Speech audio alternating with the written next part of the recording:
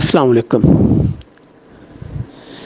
جی۔ اب یہ ہے کہ یہ جو بھی آج کا موضوع ہے کہ کیا واقعی ہم پاکستانی اتنے ہی برے ہیں اور ہمارا نظام اتنا ہی کرپٹ ہے اور پاکستان میں اتنی ہی بدحالی ہے جتنے کئی بیرون ملک رہنے والے پاکستانی کلیم کرتے ہیں، اور وہ ہمیں یہ بتاتے رہتے ہیں کہ امریکہ، یورپ، وہاں تو بہت اچھا نظام ہے، بہت اچھا انصاف ہے اور کرپشن نہیں ہے، صفائی بہت ہے، بجلی نہیں جاتی اور بہت اعلیٰ نظام ہے، اور ہم کیا پاکستانی اتنے ہی برے ہیں؟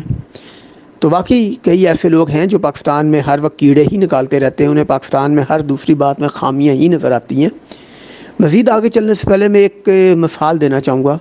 آپ یہ چیز سوچیں کہ ایک بوڑھے ماں باپ ہیں جنہوں نے پوری عمر اپنے بچوں کی اپنی حیثیت کے مطابق پرورش کی، تعلیم و تربیت کی، اس کے بعد ایک بچہ جو پڑھ گیا، تھوڑی اس کی ڈگریاں لے لیں، کوئی تھوڑا پڑھائی میں اچھا تھا، اس کے بعد اسے موقع ملا، وہ اپنی بوڑھی ماں اور بوڑھے ماں باپ کو چھوڑ کے چلا گیا امریکہ، یورپ، جرمنی۔ اور دوسرا اس کا بھائی جو کہ مطلب کہ اس نے شاید میٹرک کیا تھا، انٹر کیا تھا یا سمپل گریجویشن کی تھی، وہ یہیں پہ اپنے ماں باپ کے پاس گاؤں میں ہے، یہیں پہ کوئی چھوٹی موٹی نوکری کر رہا ہے یا کاروبار کر رہا ہے اور اپنے ماں باپ کی خدمت کر رہا ہے۔ اب وہ جو دوسرا بھائی ہے وہ اس نے وہاں پہ جا کے شادی بھی کر لی، اس کی بیوی بھی وہیں پہ، اس کے بچے بھی وہیں پہ، سال میں ایک بار یا کبھی سال یا 2 سال میں ایک چکر لگاتا ہے اور ماں باپ کے پاس تھوڑا سا ٹائم گزارتا ہے، 3 4 5 دن گزارتا ہے، اور اس کے بعد یہ بھائی جو یہاں پہ ماں باپ کی دن رات خدمت بھی کر رہا ہے، ان کی کام بھی کر رہا ہے، اس کو پھر لیکچر بھی دیتا رہتا ہے، ماں کا یہ خیال کیا کر، اس طرح کیا کر، شاید کچھ پیسے بھی بھجوا دیتا ہو اپنی ماں کو یا اپنے بوڑھے باپ کو، لیکن کیا وہ بیٹا حقیقت میں ماں باپ کی زیادہ خدمت کر رہا ہے کہ جو دن رات ماں باپ کے ساتھ رہ رہا ہے، یا وہ بیٹا زیادہ خدمت کر رہا ہے جو ہر مہینے 500 700 یا $1000 بھجوا دیتا ہے اور اس کے بعد ویسے اپنا سارا ٹائم اپنی بیوی بچوں کے ساتھ آرام کے ساتھ امریکہ، یورپ میں گزار رہا ہے، اور ویسے ماں باپ کو ہر 2 4 دن 5 دن بعد 5 منٹ کا فون بھی کر دیتا ہے، اور اس کے بعد لیکن لیکچر اس بھائی کو ہر وقت تانے مارتا رہتا ہے، تو اس طرح ماں کا خیال کر، تجھے پتہ نہیں ہے ماں کا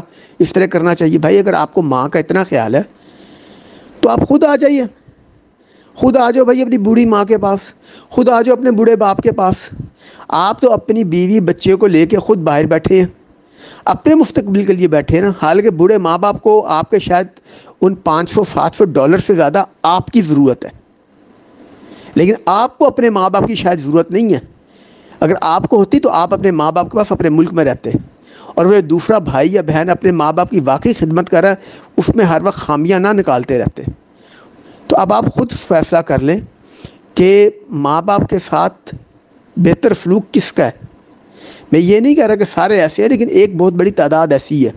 تو یہی حال ہمارے کئی بیرون ملک رہنے والے پاکستانی بہن بھائیوں کا ہے، خود تو پاکستان کو چھوڑ کے چلے گئے اپنے بہتر مستقبل کے لیے، ٹھیک ہے، اور وہاں جا کے اب ہم پاکستانیوں کو ہدایات کے ٹوکرے بھیجتے ہیں، ہمیں نصیحتیں بھیجتے ہیں کہ یہ ہونا چاہیے، امریکہ میں یہ ہوتا ہے، جرمنی میں یہ ہوتا ہے۔ تو بھائی آپ نے اتنے سال وہاں پہ گزار لیے، اب چلیں، اب آ جائیں، نظام کوئی نہ کوئی تو آپ ایک ایک کر کے آنا شروع کر دیں۔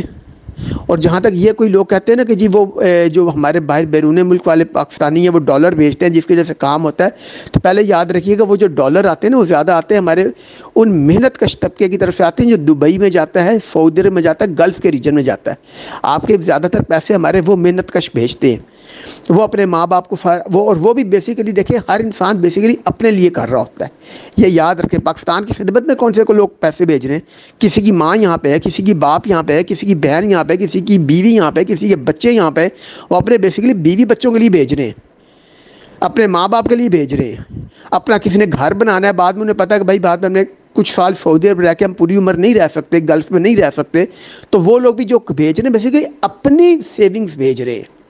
اب اس کے بعد ہم یہ کہیں کہ وہ پاکستان پہ احسان کر رہے ہیں، کیا وہ حکومت پاکستان کو پیسے دے رہے ہیں کہ آپ ایسے رکھ لیں؟ ایسا تو نہیں ہو رہا۔ تو اس لیے دیکھیں زبردستی ہر چیز پاکستان کو احسان بنا کے کرنے کی کوشش نہ کریں۔ آپ بیسیکلی اگر کوئی پیسے بھیجتا ہے تو اپنے لیے بھیجتا ہے۔ کتنے ایسے پاکستانی ہیں جن کے ماں باپ اور بیوی بچے سارے ہی باہر ہوں، پھر وہ پاکستان بھیج رہے ہیں، اور اگر پھر کوئی بھیج رہا ہے تو زیادہ سے زیادہ شاید کوئی ہو سکتا ہے اپنا صدقہ یا زکوٰۃ کے لیے شاید پیسے بھیج دیتا ہو، اور تو وہ بھی اپنے لیے کر رہا ہے۔ تو پاکستان پہ احسان کیوں چڑھا رہے ہیں بھائی آپ؟ یہ کہہ کہ ہم نے پاکستان کی خدمت کی. پہلے تو یہ بتا دیں کہ جو بیرون ملک والے پاکستان پیسے بیچتے ہیں وہ بیسیکلی اپنے لیے بیچتے ہیں بھائی. اگر کسی نے زکوٰۃ دینی تو اپنی زکوٰۃ ادا کرنے کے لیے کسی آن لائن بھجوا رہا ہے, یا کسی کی ماں باپ پاکستان ہے یا کسی کی بیوی رہتی ہے, بچے رہتے ہیں تو ان کے لیے بھجوا رہے ہیں. تو یہ کیوں کہتے ہیں کہ ہم پاکستان کی خدمت کر رہے ہیں؟ یہ یاد رکھیں آپ اپنی خدمت کر رہے ہیں. اور جو لوگ پاکستان میں رہ کے کچھ کنٹریبیوٹ کر رہے ہیں, خواہ نوکری کی صورت میں یا کاروبار کی صورت میں, وہ شاید پاکستان میں عملی طور پہ زیادہ کام کر رہے ہیں, بجائے اس کے کہ وہ یہ مانیں کہ جی پاکستان میں رہنے والے پاکستانی زیادہ کنٹریبیوٹ کر رہے ہیں. ہمارے کئی ایسے بہن بھائی جو باہر ہوتے ہیں وہ ہمیں ہی الٹا لیکچر دے رہے ہوتے ہیں, بھائی یہ کرو وہ کرو یہ کرو. بھائی آپ خود پاکستان آ جائیں, اتنا ہی آپ کو پاکستان سے محبت ہے. اور پھر دوسری بات یہ ہے کہ یہ واقعی ہمارے معاشرے میں ایک طبقہ ہے کہ جو بیچارہ بیرون ملک رہنے والے پاکستانی بہن بھائیوں سے بہت زیادہ متاثر ہو جاتا ہے, وہ بھی ان کی باتوں میں آگے اپنے ہی ملک کو برا بھلا کہنے لگ جاتے ہیں. ہم مانتے ہیں, ہم یہ نہیں کہہ رہے کہ پاکستان میں کمیاں نہیں ہیں, بالکل ہیں, بالکل ہیں. ہمارے سسٹم میں کرپشن بھی ہے, ہمارے سسٹم کے اندر نااہلی بھی ہے, ہمارے سسٹم کے اندر جھوٹ بھی ہے. یہ ہیں, یہ ہمارے مسائل ہیں. ہمارے ملک میں فرقہ واریت بھی ہے. ہمارے ملک کے اندر یہ جو سیاسی جو نفرتیں بہت زیادہ بڑھ گئی ہیں. تو یہ بھی حقیقت ہے کہ ہمارے ملک کے اندر لوگ زیادہ تر سیاسی ورکر کم ہیں, سیاسی عاشق زیادہ ہیں. کوئی عمران خان صاحب کا عاشق ہوگا تو کوئی نواز شریف صاحب کا عاشق ہوگا, تو کوئی مولانا فضل الرحمان صاحب کا عاشق ہوگا. اور عاشق کی سب سے بڑی نشانی یہ ہوتی ہے کہ عاشق کو اپنے محبوب کی کوئی خامی نظر ہی نہیں آتی. وہ اپنے محبوب کی خامی کو ایسے ڈیفینڈ کرتا ہے کہ ایک شعور رکھنے والا انسان حیرت زدہ رہ جاتا ہے. یہ بھی حقیقت ہے. یہ معاملات ہیں ہمارے ملک کے. ہمارے ملک میں فرقہ واریت بھی ہے, کیونکہ ہمارے ہاں لوگ پھر اپنے فرقہ واریت اس لیے کیونکہ ہم لوگ اپنی پسندیدہ مذہبی شخصیات سے بھی عشق کرنے لگ جاتے ہیں. اب ہمیں ہماری جو بھی پسندیدہ مذہبی شخصیت ہیں وہ کسی بھی فرقے کی, ہم ان سے ایسا عشق کرتے ہیں کہ وہ ہمیں دین کی جو بھی تعویل بتاتے ہیں ہم اس پہ آنکھیں بند کر کے یقین کر لیتے ہیں اور اپنی عقل استعمال نہیں کرتے. نہ تو ہماری ایک بہت بڑی تعداد ہے جو نہ تو مذہبی طور پہ عقل استعمال کرتی ہے نہ سیاسی طور پہ عقل استعمال کرتی ہے, اور عقل استعمال نہ کرنے کی وجہ سے پھر ہمارے ملک میں فرقہ واریت بھی بڑھتی ہے اور سیاسی نفرتیں بھی بڑھتی ہیں. تو یہ ہماری کمزوریاں ہیں, لیکن ان کمزوریوں کو کس نے ٹھیک کرنا ہے میرے بھائی؟ میں نے اور آپ نے ہی مل کے کرنا ہے نا انشاءاللہ تعالی. اللہ تعالیٰ کی مہربانی سے میں نے اور آپ نے ہی کرنا ہے نا. پاکستان میں صرف کیڑے مت نکالیں. پاکستان میں جو آپ کیڑے نکال رہے ہیں ان کیڑوں کو مارنے کی یا ان کی اصلاح کی کوشش میں بھی کوئی عملی کردار ادا کریں. پاکستان میں رہ کر یا پاکستان سے باہر رہ کر یہ کہتے رہنا ہائے کتنے برے حالات ہیں, کرپشن کتنی ہے, مس مینجمنٹ کتنی ہے, یہاں پہ فوج نے لٹ مچائی ہوئی ہے, عدلیہ نے لٹ مچائی ہوئی ہے, بیوروکریسی نے لٹ مچائی ہوئی ہے, سیاستدان کھا گئے ہیں یا مذہبی علماء نے مسائل ڈالے ہوئے ہیں. تو بھائی آئیں نا, تو ان مسائل کے تدارک میں کوئی عملی کوشش کریں, لوگوں کی اصلاح کی کوشش شروع کریں, خود بھی دین سمجھیں, دین کو آگے پہنچانے کی بھی کوشش کریں, کیونکہ جب دین ہمیں انشاءاللہ تعالی صحیح سمجھ آ جائے گا تو ہمارے بہت سارے مسائل انشاءاللہ تعالی دور ہو جائیں گے. ایکچولی ہم دین سے دور ہیں, جس کی وجہ سے ہمارے دنیاوی معاملات میں بھی بہت ساری خرابی بھی ہے. لوگوں کو شعور دیں کہ اپنی عقل استعمال کریں, لوگوں کو شعور دیں کہ بھائی کم از کم کلام پاک ترجمے کے ساتھ پڑھنا تو شروع کریں. یقین کیجئے جب ہم صرف کلام پاک ترجمے کے ساتھ پڑھنا ہی شروع کر لیں گے نا, ہماری زندگی میں انشاءاللہ تعالی انتہائی مثبت تبدیلی آ جائے گی, ہمارے رویوں میں تبدیلی آ جائے گی, مثبت تبدیلی آئے گی.